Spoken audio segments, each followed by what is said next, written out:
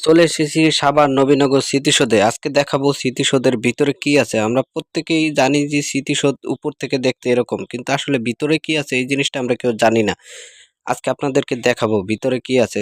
চলেন সামনের দিকে আগাইতে থাকি এবং স্মৃতিসৌধের দিকে চলে যাই। ওই যে আপনারা দেখতে পাচ্ছেন, এটাই আসলে সাভার স্মৃতিসৌধ। একটু জুম করে দেখাই, ভালোভাবে দেখতে পারতেছেন। আসলে আমরা ভিতরের দিকে যাচ্ছি, এবার দেখাবো আসলে ভিতরে কি আছে।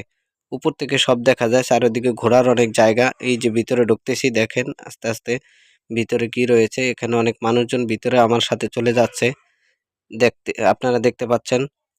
আমরা আস্তে আস্তে সামনের দিকে আগাইতেছি। দেখেন আসলে ভিতরে তেমন কিছু আছে বলে আমার মনে হয় না, তারপর দেখি সামনে কিছু পাই কিনা, আপনাদের দেখাচ্ছি, আপনারাও দেখতে থাকেন। এই যে সামনে আগাচ্ছি, এটা ফাঁকা জায়গা, এটা স্মৃতিসৌধের ভিতরে আর কি। স্মৃতিসৌধের ভিতর দিয়ে আমরা ঘুরতেছি। এই যে এদিক দিয়ে গেলে ওই সাইড দিয়েও ফাঁকা। এই যে দেখতে পাচ্ছেন, এটা উপরে অংশ, এটা হলে ভিতরের অংশ। এটা এটা ভিতরে, ওই যে ওই দিক থেকে ফাঁকা দেখা যাচ্ছে, ওই দিকে দিয়ে বের হওয়া যায়।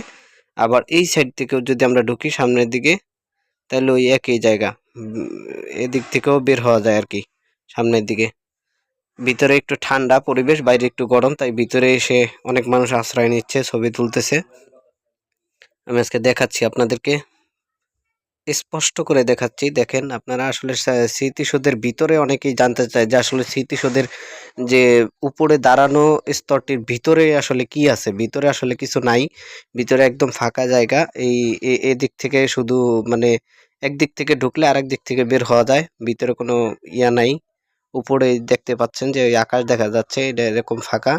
আর মাঝখান দিয়ে যে ভিত্তিগুলো আছে, ভিত্তির ভিতর দিয়ে একটু দরজার মতো দেয়া আছে, এটা দিয়ে একটার ভিতর থেকে আরেকটার ভিতরে যাওয়া যায়। এই যে দেখতে পাচ্ছেন, এই যে এইগুলো হলো দরজার মতো, এগুলো এক সাইড থেকে আরেক সাইডে যাওয়া যায়। মানে হলো একদিক দিয়ে ঢুকলে আরেক দিক দিয়ে বের হইতে পারবেন। আর পাশাপাশি দুই তিনটা রাস্তার মতো আছে, যেগুলা দিয়ে মানে ঘোরাফেরা করা যায়। এক কথা হলো ওই লালবাগ কেল্লার মতো, এক সাইড দিয়ে ঢুকলেন আরেক সাইড দিয়ে বের হয়ে চলে আসলেন।